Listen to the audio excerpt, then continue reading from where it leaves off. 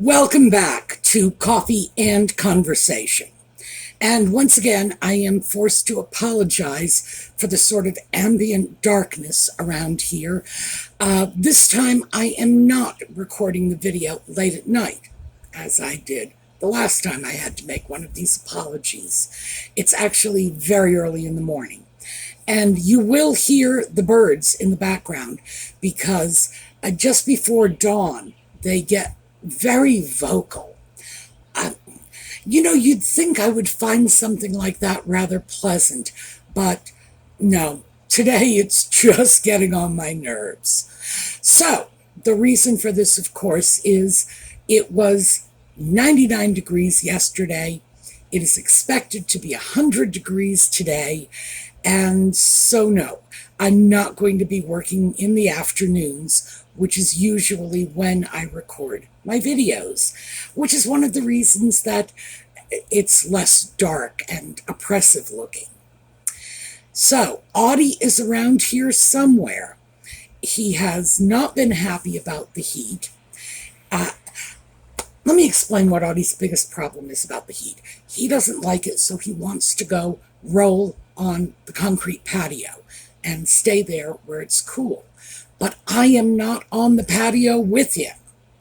And he doesn't like knowing that I'm nearby, but not in his line of sight.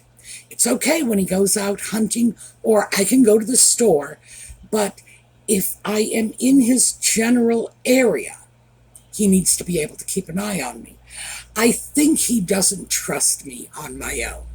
So he'll get out on the patio, he'll be fine. It occurs to him that he can hear me moving around inside, but he can't see me, so he starts screeching at me. You must come out here. And I have been doing that. I have been going out and spending time on the patio with the hot cat, and he, even though it's hot, he insists he has to be right on top of me. So I'll go out, I'll sit at the patio table, and he's like knocking my drink over and everything he can do to get my attention. So it's not always very good. One of our viewers had suggested I take a face cloth, wash rag, soak it in cold water, and put it on his back to cool him down. And I tried that, and he doesn't like it. I think it's probably too much like a bath for him, but he did not want the cloth on him. So I'm still looking for other ways, other creative ways to keep him cool.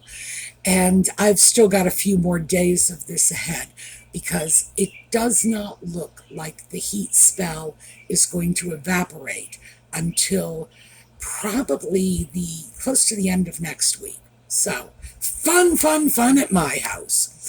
All right, when we come back, we are going to get into my rant.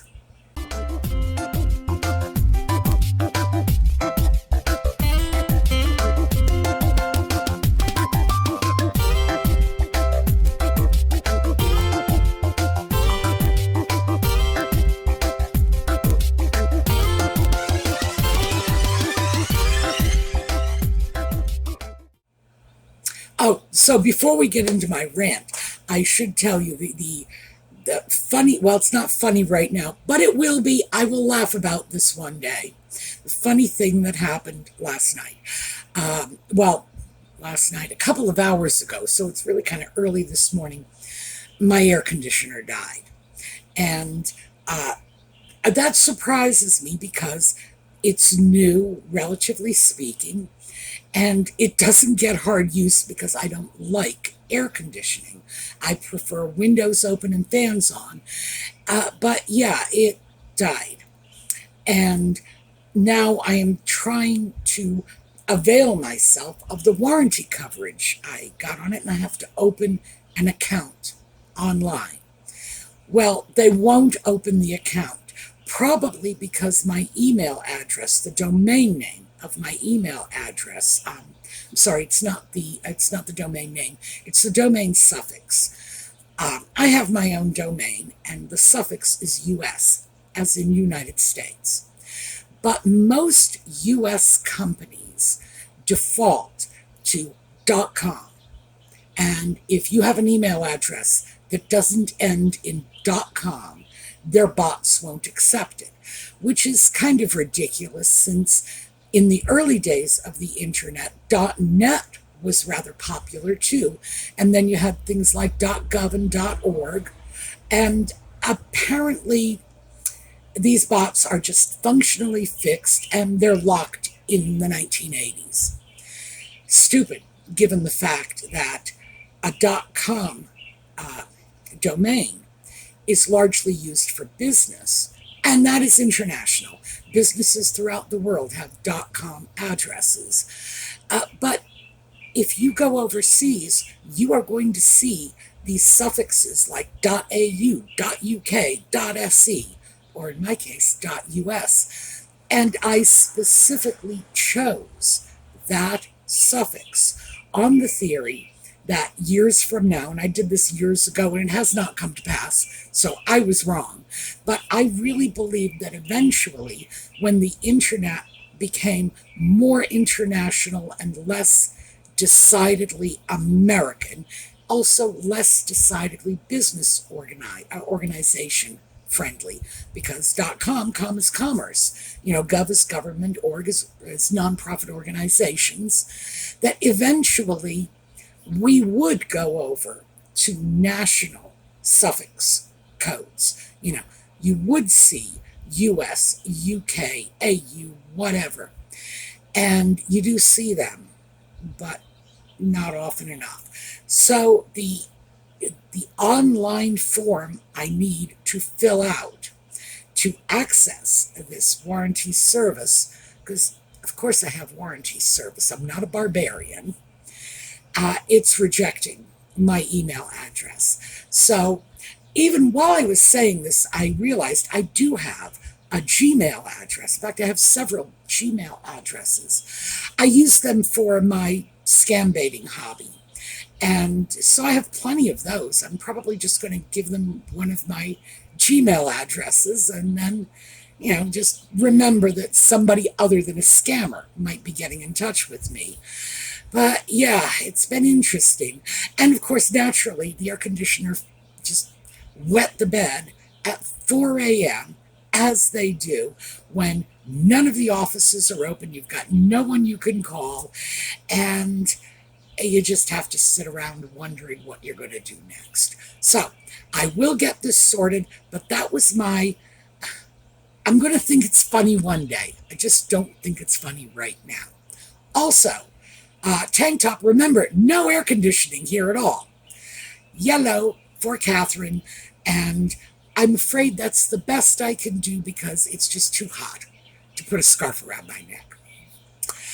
All right, the rant/ramble.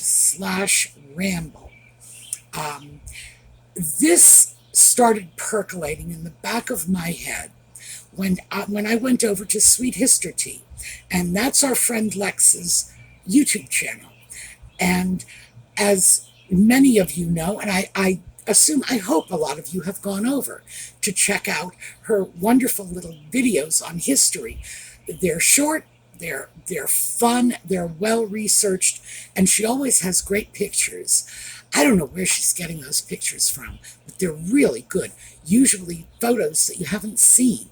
So she has, my goodness, she has photos of the late Queen that I had never seen before. I mean, like, never. And that surprises me because Lex just turned 21 recently, and I'm 70, which means I had a much greater lifetime overlap with the late Queen. And here this little 21-year-old kid is digging out pictures that were taken 50 years before she was born, and I've never seen them. So good for her. Anyway, like I said, rant/ramble. And you have to forgive me. It's not even dawn yet. I don't know. Maybe my brain isn't functioning the way it should right now, and I have not had coffee yet. So there's my excuse. So I go over to Lex's channel, and she had an incident in which she made a comment on somebody's YouTube channel, and the other YouTuber told her that she, the other YouTuber, hoped that Lex would like fall into a woodchipper. Saying, wow. I mean, yeah, that is like some heavy duty escalation. You make a comment on somebody's video and that's your response. You don't even try to reason with them first. Okay. Quick digression. I had some large trees in my yard trimmed a few days ago, and they brought a wood chipper, and Audie, so this is for the Audie fans, spent 4 hours inside because I would not let him out. I've never seen Audie anywhere near a wood chipper, and I do not want to, because he likes supervising the people when they're working out in the yard, you know.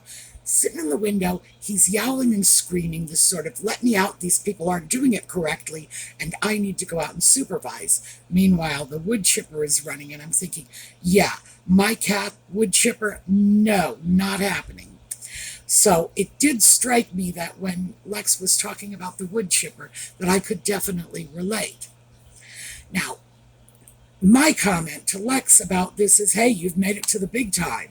You know you are considered a serious YouTuber when the trolls come out and say outrageous things to you. However, I do have to say, Lex is young. Now, she's very mature, and those of you who have been to her channel know this. And, of course, you see her comments on this channel, too. So you know this is not some, like, emotionally over-exuberant child. She is a mature young woman who has enough sense to keep things in perspective. But still, when you're 21 years old and somebody tells you, to go dive into a wood chipper, that's got to be unsettling. I mean, really, because Lex has family and her mother is not well, and they probably do see a lot of what's going on her YouTube channel and perhaps things that she comments on other channels. So it's not just Lex. It's about how her family might be reacting to this. And I thought about that, and like I said, that's what started percolating in the back of my head.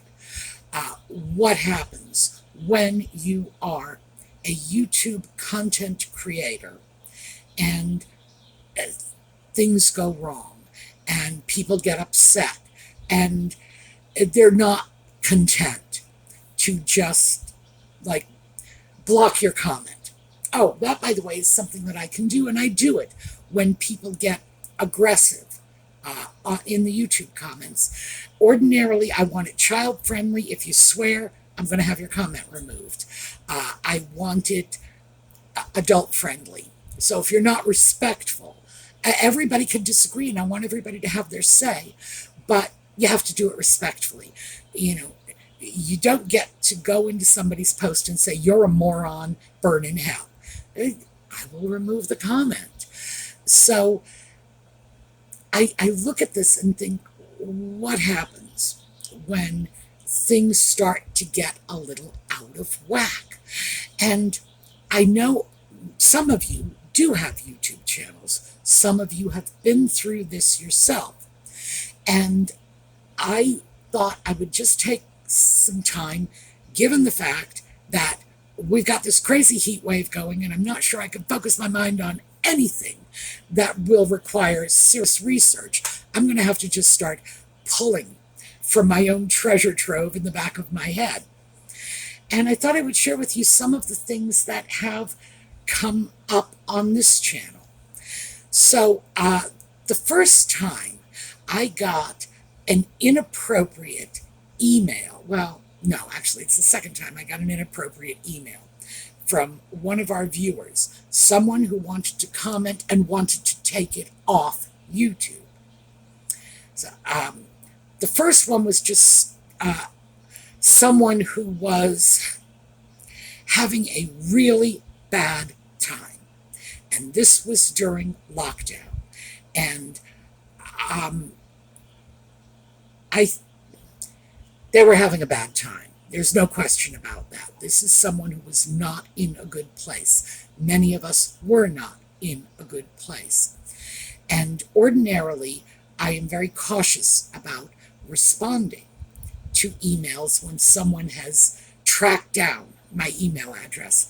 It's not too hard to find these days, but in the early days of the channel, it was. And that one was concerning because many people were having mental health issues. You know, there was a pandemic, people were in lockdown. The more vulnerable members of society were not coping well. I get that 100%, but this was someone who was really not coping well. And there was nothing I could do to help them. And frankly, there were issues that came up in the comments. People would write things, and I would think, I have no idea who this person is. I don't even know what country they're in. But this is someone who I think might be fragile. Someone, if I knew who they were, I would call the police for a wellness check. Because that wasn't a pleasant time for any of us. But other than that one, which, like I say, I'm writing off because it was a bad time and a person who wasn't coping well. There was one other. And this was someone who was commenting on a video I had done in which, this wasn't the subject of the video, it was one of my little digressions in the middle of the video, when I was talking about the complete ban on ivory. And I don't agree with that.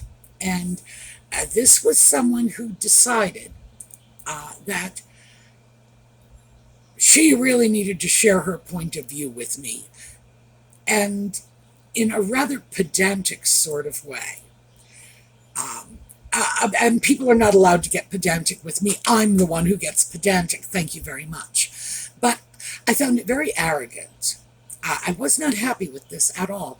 And I didn't even know how to deal with that, because this was someone who took YouTube and brought it to my doorstep by emailing me, in my home, in my private space, using an email address that was, in fact, not my designated YouTube email address.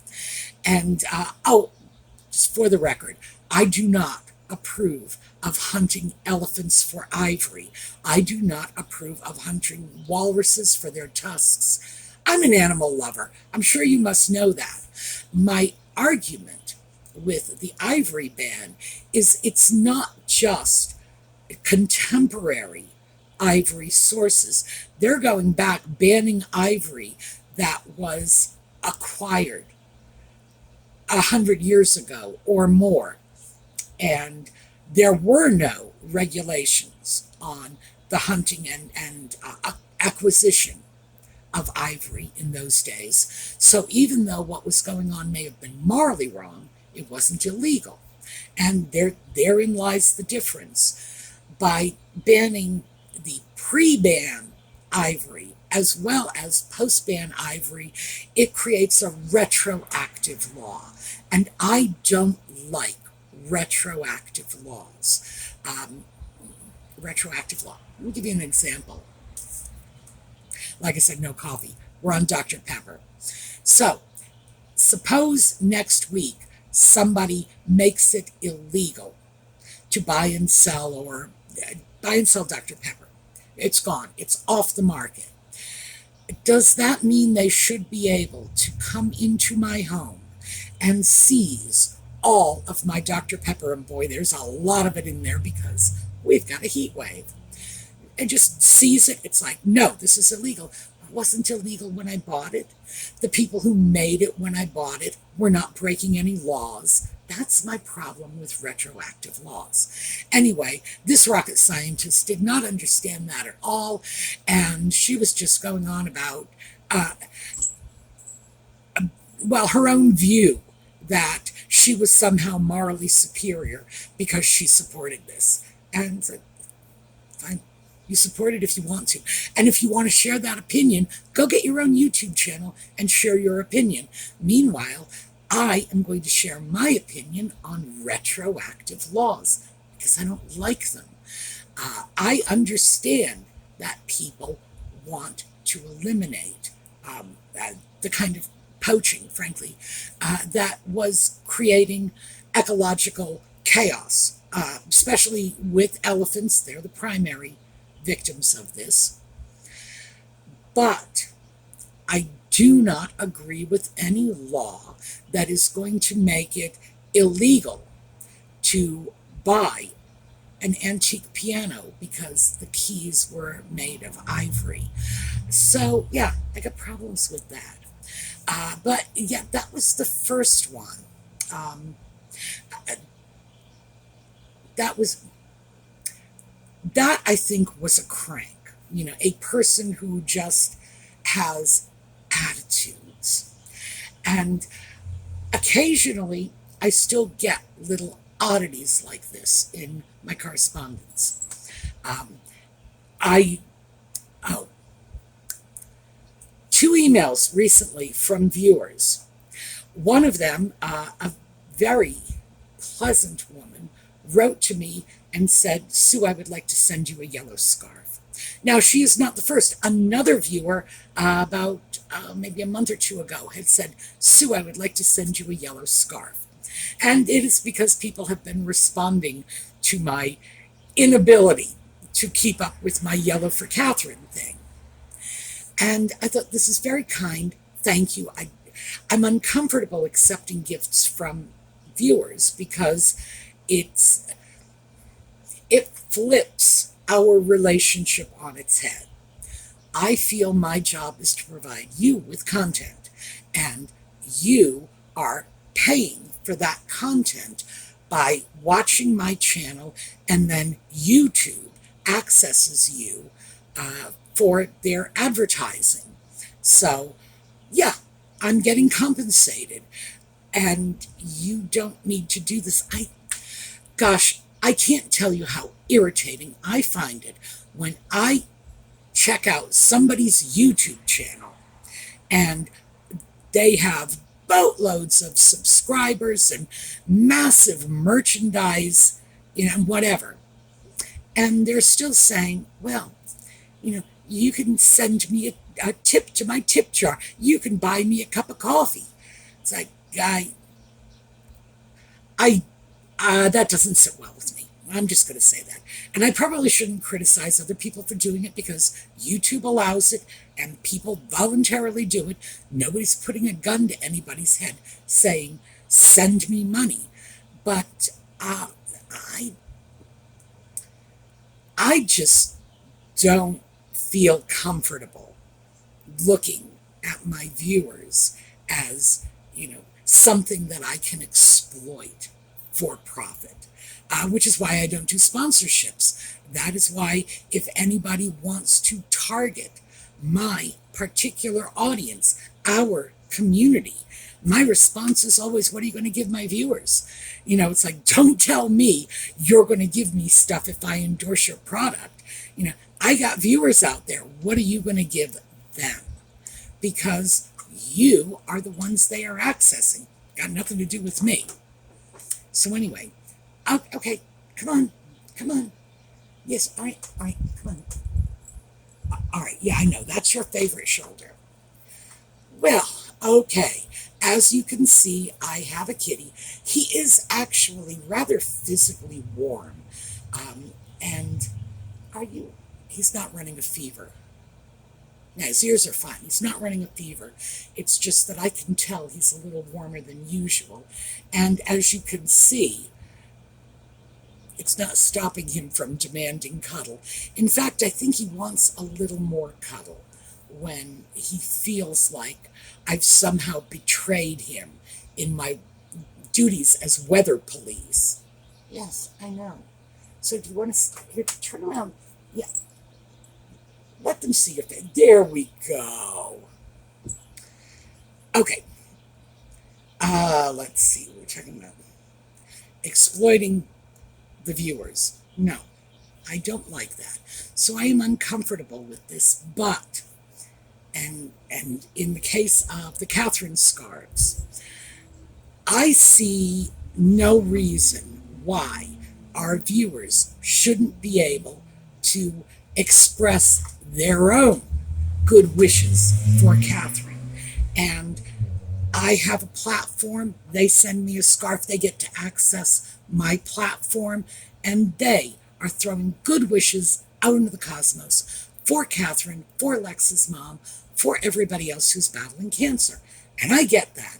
It's a weird equation, but I have no trouble making it and understanding that this might mean something to somebody. It would certainly mean something to me if I were in their position. So I'm fine with that. That's great.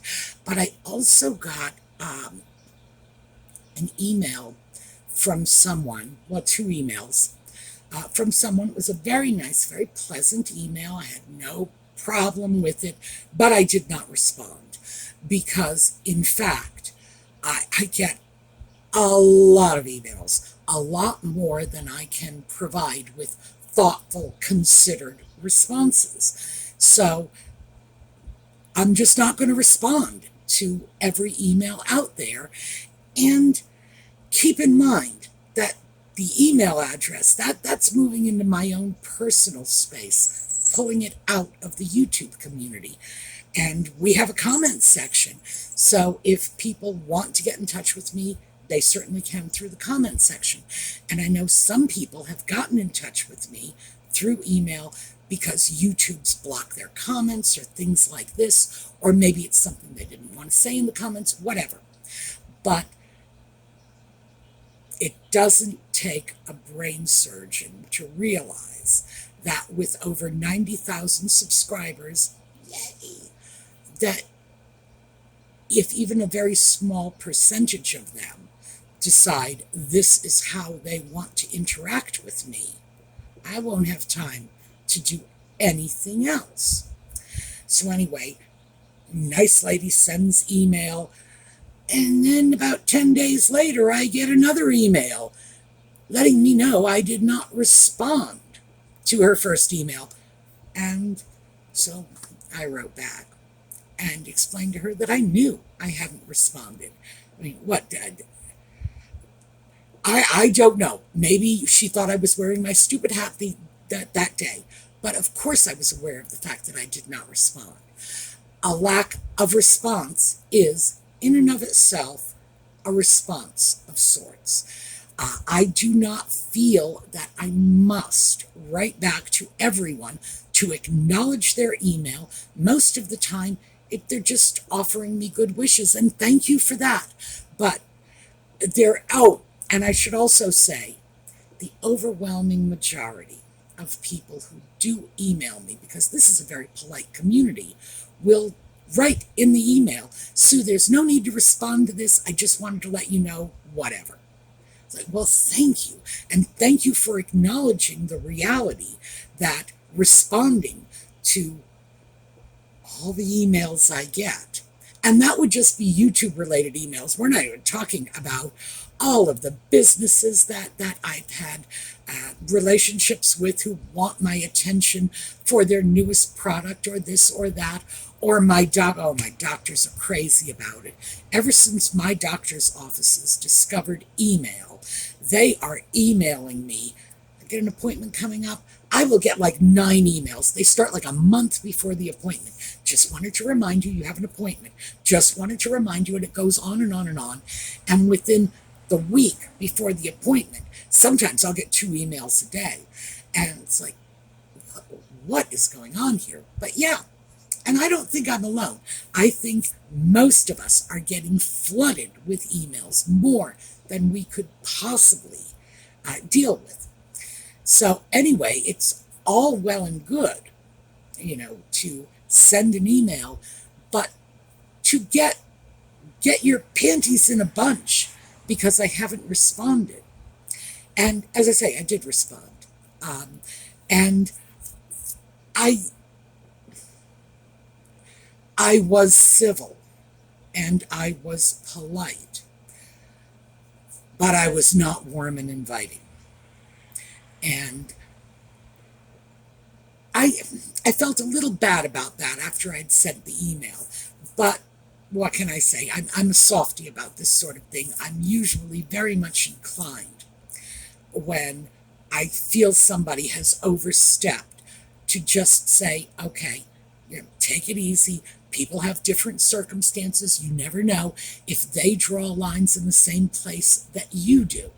And that's the way it is for me. Maybe this is someone who just doesn't understand that going into my email and demanding my personal time, and because trust me, these videos are a full-time job. They represent a lot more than a 40-hour work week. Truly they do. So, no, as I say, I was polite, I was civil, but I was not warm and fuzzy. So, I don't know. I guess the bottom line is what I'm looking at here, and we're going to get back to Alex and the Woodchipper. No, I'm sorry, it's Lex and the Woodchipper. Who the hell is Alex? I have no idea. It's early in the morning. So, we'll get back to Lex and the Woodchipper. What I am looking at is when I feel that I am dealing with relationships born out of my YouTube channel that are crossing lines, I end up having a hard time figuring out how to deal with this, how to put this in a nice, polite way, because you don't know the person you're corresponding with. This could be somebody who is hypersensitive, and you have to be extremely careful. It could be someone who might have come from a different culture, where if you are not very, very blunt, they don't understand what you're saying. So and that's the difficulty. When you are dealing with someone you don't know, may not have any frame of reference for dealing with them. And how do you do this while still taking into consideration their feelings? So you didn't write me back, lady. I'm sure she meant no harm. I am certain that she was very well intentioned. But I'm equally certain that this was an extremely pedantic correspondence.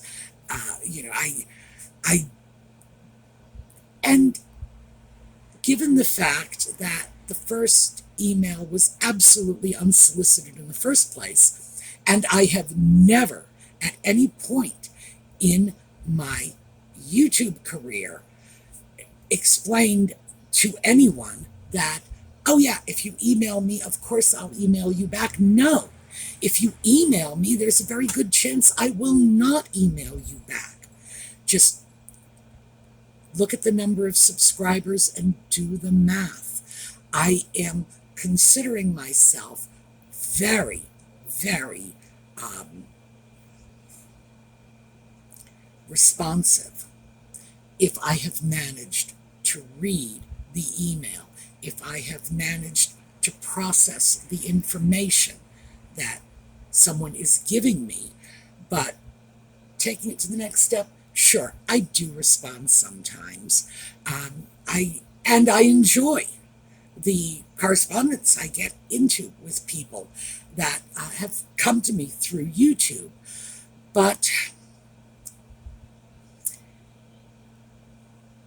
it's not something that I can make a habit of, for obvious reasons. So, back to the Woodchipper. This is what I'm dealing with, sort of that thing that's brewing in the back of my head.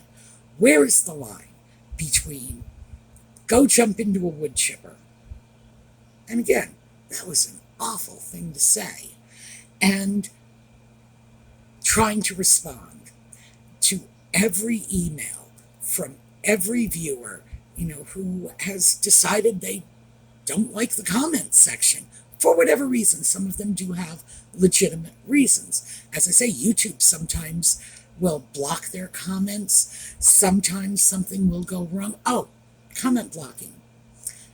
If your comments are getting blocked from any YouTube channel, the first thing I suggest you check is your punctuation. If you have a period in your sentence, no matter where it is, no matter what it was for, could have been a complete accident, but reread the comment. If there is a period that is not followed by a space, YouTube interprets that as an internet link. And it comes from the .com.org that we were talking about earlier. But other than things like .com.org, ordinarily in, well, most Western writing, I was going to say English, but this is really true of most Western writing, a period is followed by a space in an ordinary sentence. And so the bots took this little bit of shorthand and decided to use it to identify links. Period, no space, keep writing. For our British friends, full stop, no space, keep writing. And they will take that as a link and delete your comment. So check that before you decide that maybe, YouTube's out to get you. All right, just throwing that out. So anyway, that's what I'm looking at. There's got to be some middle ground between telling people to do something awful with themselves and finding yourself in a situation where you are, well, going out of your way and taking a considerable amount of your personal time in order to avoid doing anything offensive to people. I don't like offending people. Well, some people I don't mind offending. But I don't like offending people who haven't done anything mean to me. It's like if somebody just wants to talk, that's not mean. How are you hurt by the fact that someone is reaching out to you? This is not a crime. This is not a bad thing. You shouldn't jump all over someone. But how do you find that middle ground that will allow you to keep it in balance? So that is what I am throwing out to you folks. And I know some of you are probably thinking, oh, Sue, go get a cup of coffee, it'll come to you. And yeah, it might. But in the meantime, I would love to pick your brains how to deal with this, because I don't want to tell anybody to dive into a wood chipper. I really don't.